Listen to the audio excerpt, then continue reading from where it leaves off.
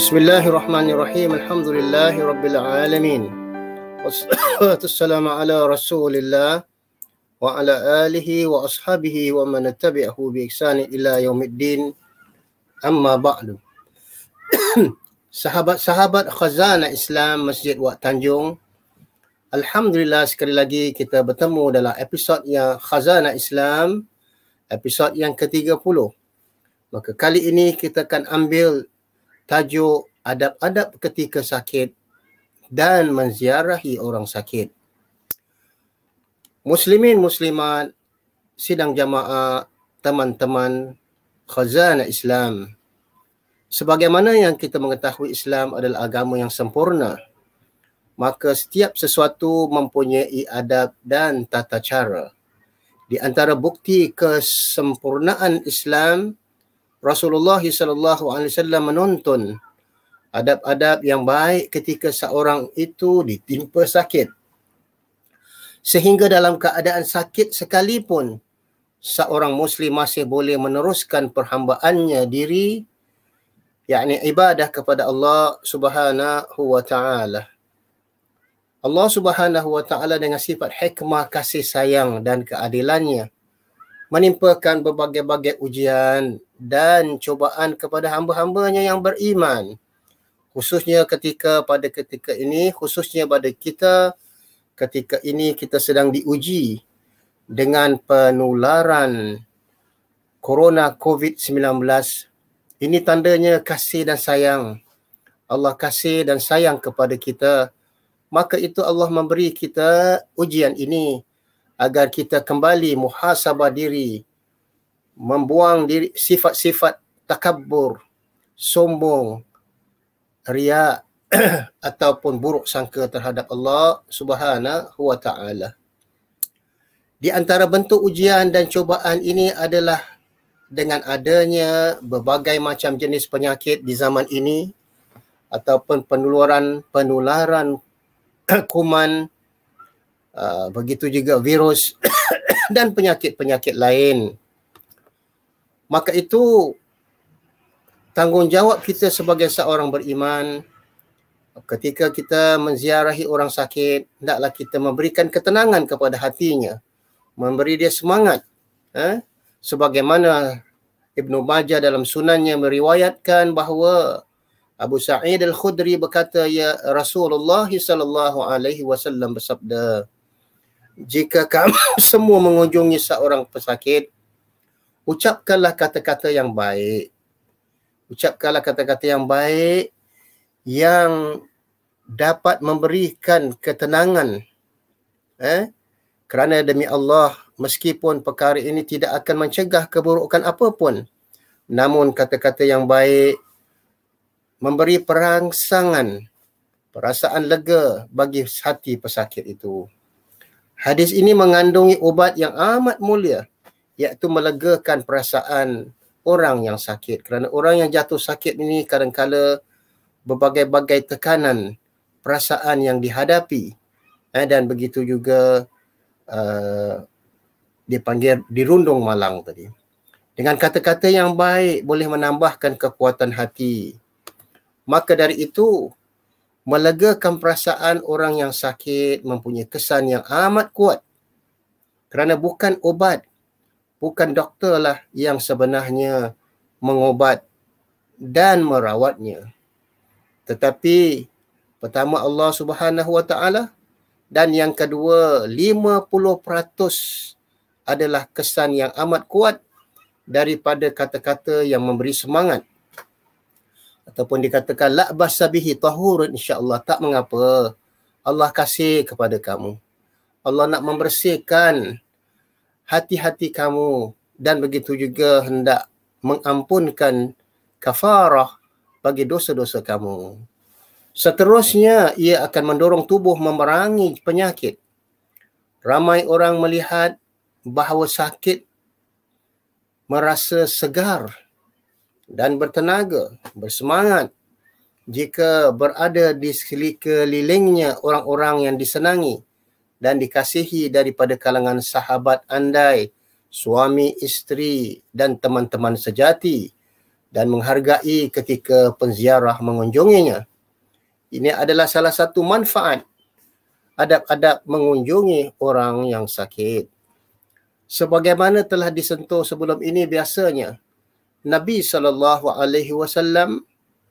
akan bertanya kepada pesakit. Apabila Nabi ziarah memasuki seorang pesakit, Nabi akan tanya kepada pesakit itu, mimma tashku, apa yang kamu keluhkan? Apa yang kamu rasakan sekarang? Di mana sakitnya? Beliau juga bertanya apa yang menjadi keinginannya, yang selalu dia suka, dan meletakkan tangannya pada dahi ataupun dada orang yang sakit. Kemudian memohon kepada Allah bagi kebaikan itu. Allahumma rabbun nas, ishfi wa anta syafi la shifa illa shifa'uk. Ataupun doa yang lain, bismillahi arqiq min kulli syai'in yu'dhik wa min kulli syarrin nafsin aw ainin wallahu yashfik bismillahi arqiq. Kadang-kala Rasulullah SAW berwuduk, lalu dituangkan bekas wuduk pada anggota tangannya kepada orang yang sakit itu. Kerana bekas air wuduk ini memberi kesan dan memberi ketenangan kepada orang yang sakit. Lebih-lebih lagi anak-anak kecil yang sedang sakit demam dan sebagainya, maka disunahkan ibu bapanya, kedua ibu bapanya mengambil wuduk, kemudian bekas-bekas air wuduk yang terdapat pada wajahnya, tangan-tangannya disapukan muka anak yang sakit ataupun demam. Kadang-kala Nabi SAW memberi perangsangan kepada orang yang sakit itu dengan ucapannya, la ba'sa bihi, jangan bimbang, kamu akan sembuh insya-Allah, dan ini adalah kafarah. Ya, Allah nak bersihkan dosa-dosa kamu. Begitu juga ganjaran Allah untuk orang yang sakit. Diriwayatkan oleh Abu Sa'id Al-Khudri dari Abu Hurairah radhiyallahu anhu qala, ma yusibul muslima min nasabin wala wasabin wala hammin wala huznin wala haznin wala adha wala ghammin hatta syauka illa kaffarallahu biha min khataya wa yushaku.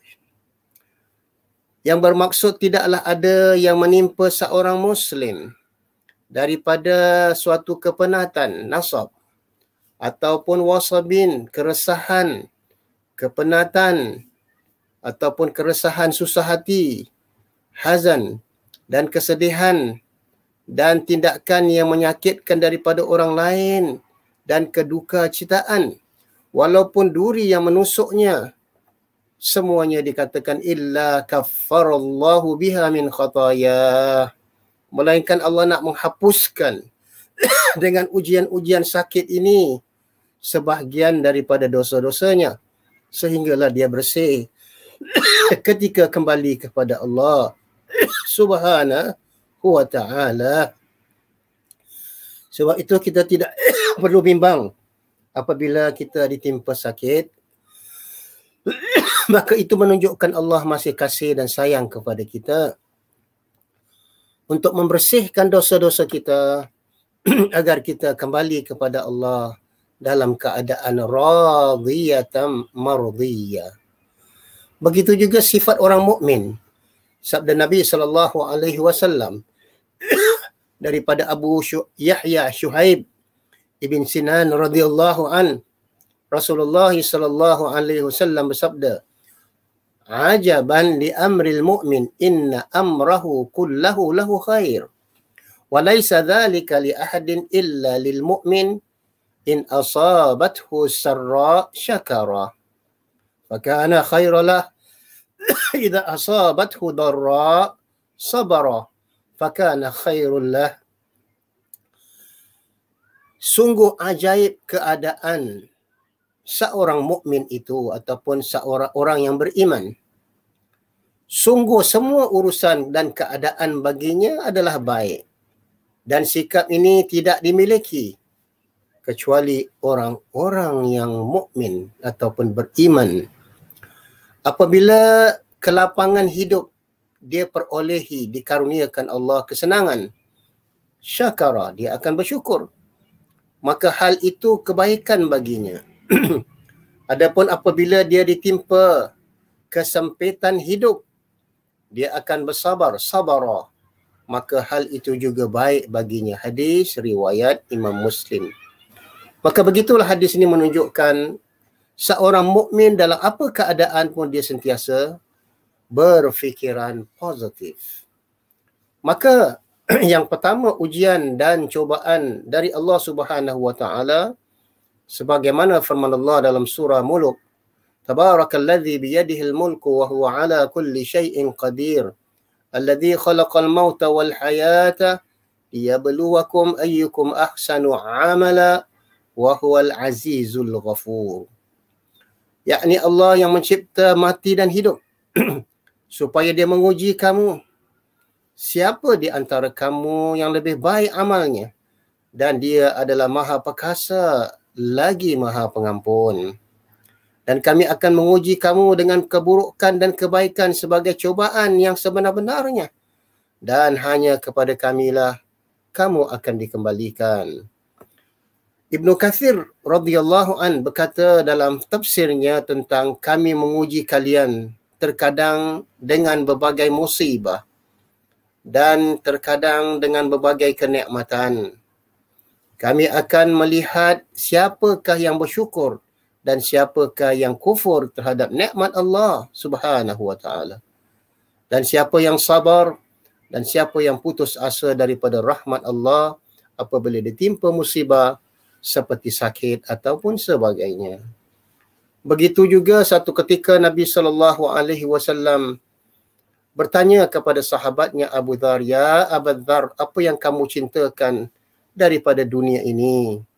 Kata Abu Dhar, "Aku cintakan 3 perkara.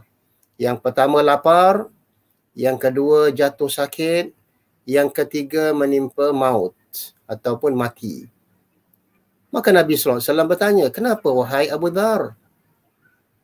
Maka berkatalah Abu Dhar radhiyallahu anhu, "Aku sukakan lapar kerana untuk membersihkan hatiku.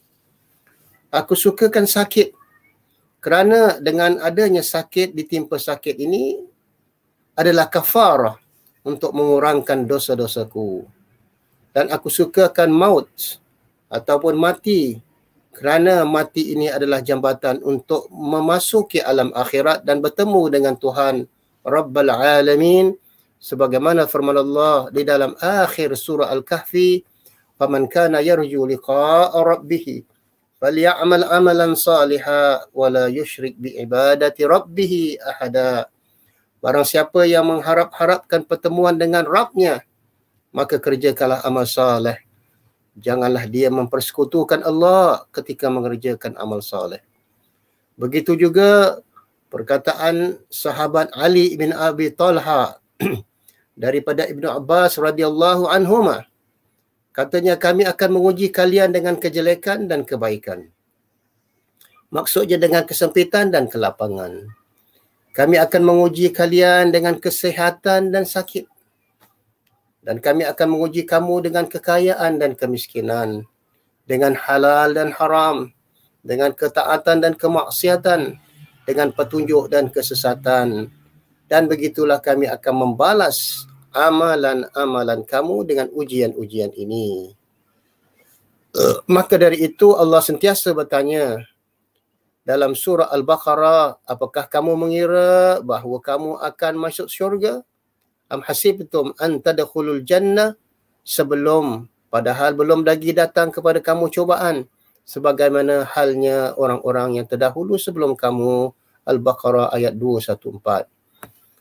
Kata Ibnu Katsir dalam menafsirkan ayat ini, ujian yang akan datang adalah berbagai-bagai macam penyakit, sakit, musibah, cubaan-cubaan, kesenangan dan begitu juga kelaparan dan kemiskinan. Kedua, sakit adalah kafarah ataupun dikatakan penghapus dosa. Seandainya setiap dosa dan kesalahan yang kita lakukan mestilah dibalas tanpa ada maghfirah daripada Allah Subhanahu wa taala ataupun sebagai penghapus dosa yang lain, maka siapakah di antara kita yang selamat dari kemurkaan Allah Subhanahu wa taala. Jadi ini menunjukkan Allah kasih dan sayang kepada kita, maka itu diuji dengan kesakitan dan musibah. Sehinggalah termasuk hikmah dan keadilan Allah Subhanahu wa taala. Dia menjadikan berbagai ujian dan cubaan itu sebagai penghapus dosa-dosa kita, insya-Allah. Sebagaimana firman Allah di dalam surah Hud, innal hasanati yudhibanal sayyi'at, yubhibanas sayyi'at. Sesungguhnya perbuatan-perbuatan yang baik itu menghapuskan dosa-dosa, perbuatan-perbuatan yang buruk. Seterusnya yang ketiga, kesihatan adalah nikmat Allah. Sebagaimana sabda Nabi sallallahu alaihi wasallam daripada Ibnu Abbas, qala Rasulullah sallallahu alaihi wasallam, ni'matan maghbubatan, ataupun ni'matan maghbum fihi ma katsirun minan nas. Ada dua kenikmatan yang kebanyakan manusia alpa leka lalai darinya, iaitu kesihatan pada waktu luang masa, dan begitu juga yang kedua adalah kesihatan. Yakni dua nikmat, kesihatan dan masa lapang. Hadis riwayat Imam Bukhari. Yang keempat, sakit ini kadangkala memberikan satu sentakan, sebagaimana dikatakan dalam ilmu psikologi, dipanggil emotional blasting therapy. Betapa banyak orang menyadari kebenaran nikmat kesihatan yang dileka dan lalai, tetapi apabila dia jatuh sakit, maka dia tersentak. Sehinggalah musibah sakit itu menjadi peringatan yang berharga baginya, ataupun dia panggil wake up call. Wake up call. Dia tersentak. Ataupun orang Melayu mengatakan terantuk barulah tengadah. Itulah golongan orang yang beriman. Dia cepat-cepat kembali kepada Allah Subhanahu wa taala. Sebagaimana kita keadaan diuji selama 1 tahun, daripada tahun 2020 sehinggalah 2021. Kita diuji dengan penularan corona COVID-19 kerana selama berpuluh-puluh tahun kita hidup dalam keadaan zon selesa. Makan, tidur, berbagai-bagai macam nikmat yang kita rasa, sehingga membuatkan kita lupa, leka, cuai terhadap nikmat-nikmat Allah yang begitu banyak. Maka itu oleh kerana kasih dan sayangnya Allah, Allah menimpakan musibah dan begitu juga fitnah ini dan ujian ini agar kita kembali kepada Allah. Sebagaimana sabda Nabi SAW, la yamutunna ahadukum illa wa huwa yuhsinu dhann billah. Janganlah salah seorang di antara kalian itu mati kecuali dalam keadaan dia berbaik sangka dengan Allah Subhanahu wa taala. Jadi dengan adanya ujian penularan COVID-19 ini, seharusnya kita mempunyai sangka yang baik terhadap apapun qada dan qadar Allah. Begitu juga yang kelima, sebagaimana firman Allah, wa idza maridtu fahuwa yashfin, dengan lisan Nabi Ibrahim. Dan apabila aku sakit, dialah yakni Allah yang akan menyembuh. Bukan obat, bukan doktor, bukan vaksin ataupun sebagainya. Namun tubuh badan kita adalah amanah Allah yang akan dipertanggungjawabkan dan akan ditanya. Wa fi jismihi fi ma ablah, dan akan ditanya terhadap jisimnya, jasadnya, badannya, bagaimana ia boleh jatuh sakit ataupun rosak. Obat-obat dan pakar-pakar perubatan hanyalah perantaraan, bukan matlamat. Allah adalah syafi. Allahumma anta rabbun nas, ishfi wa anta syafi. Ya Allah, engkau adalah Tuhan manusia, Raja manusia dan Tuhan sembahan manusia, dan engkau juga adalah syafi. Engkau adalah penyembuh yang hakiki. Asy-syafi, pemberi syifa. Maka dari itu kita sentiasa menjaga tubuh badan kita, kesihatan tubuh badan kita dengan berdiet, mencatu makanan ataupun makan makanan yang seimbang, berriyadhah, minum air, putih banyak, sekurang-kurangnya 1 hari 2 liter, dan mengamalkan gaya hidup sihat. Maka dari itu kita lihat di antara gaya hidup sihat yang diamalkan oleh Rasulullah SAW sehingga menjadi seorang manusia yang paling sihat di dunia, dan jarang sekali Nabi jatuh sakit, melainkan sepanjang kehidupannya hanya 2 kali sahaja. Yang pertama, apakah petua-petuanya gaya hidup sihat? Yang pertama, pemakanan sunnah.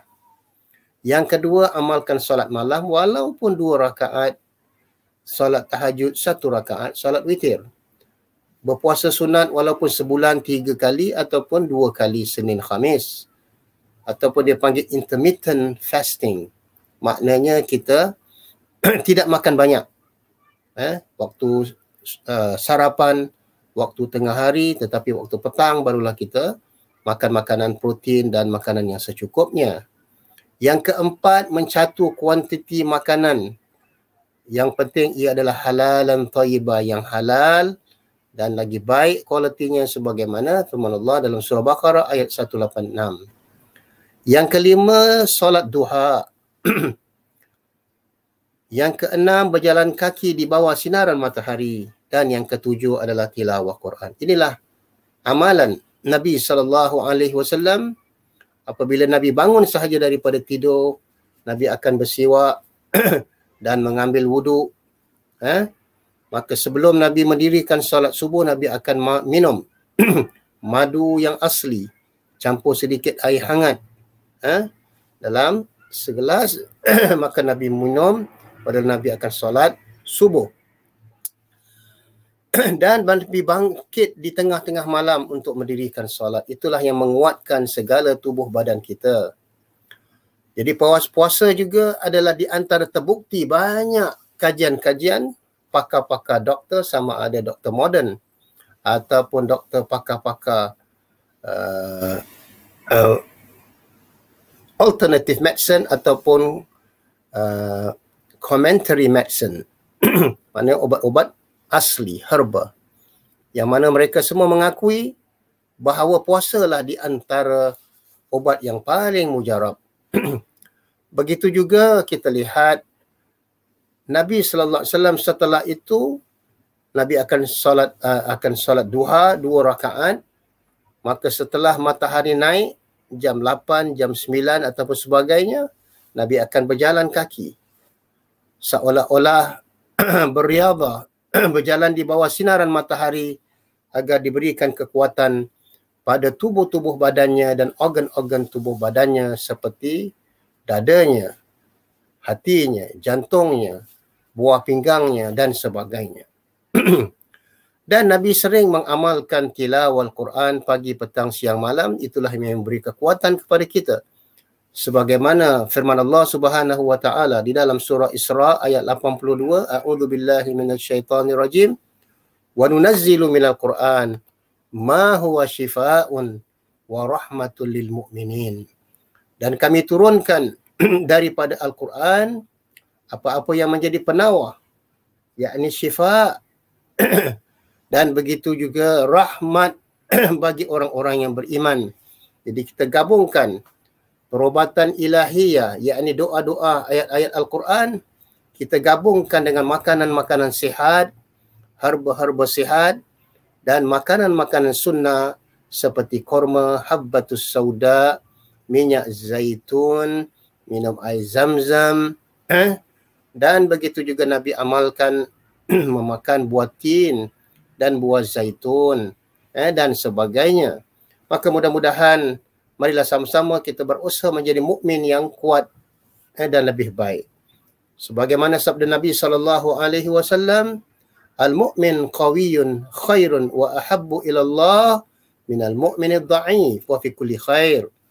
Yang bermaksud seorang mukmin yang kuat itu lebih baik dan lebih dicintai, ahabba ilallah, lebih dicintai oleh Allah daripada seorang mukmin yang lemah, dan dalam segala hal ia mempunyai kebaikan. Maka bersemangatlah, kata Nabi, dalam hal-hal yang bermanfaat. Mudah-mudahan insya-Allah kita terus berdoa dan menjaga kesihatan kita. Tidak lama lagi dari 1 bulan Kita akan masuk besok, lusa bulan Sya'ban adalah jembatan untuk memasuki gerbang Ramadan, dan kita sentiasa berdoa, Allahumma barik lana fi Sya'ban faballighna Ramadan, faballighna Ramadan, faballighna Ramadan. Ya Allah, panjangkanlah usia kami ya Allah sekali lagi agar dapat kami berjumpa bulan Ramadan tahun ini. Amin ya rabbal alamin. A'udzu billahi minasy syaithanir rajim. Wal 'asri innal insana lafi khusr illa alladhina amanu wa 'amilus shalihat wa tawasaw bil haqq wa tawasaw bis sabr. Wassalamu alaikum warahmatullahi wabarakatuh.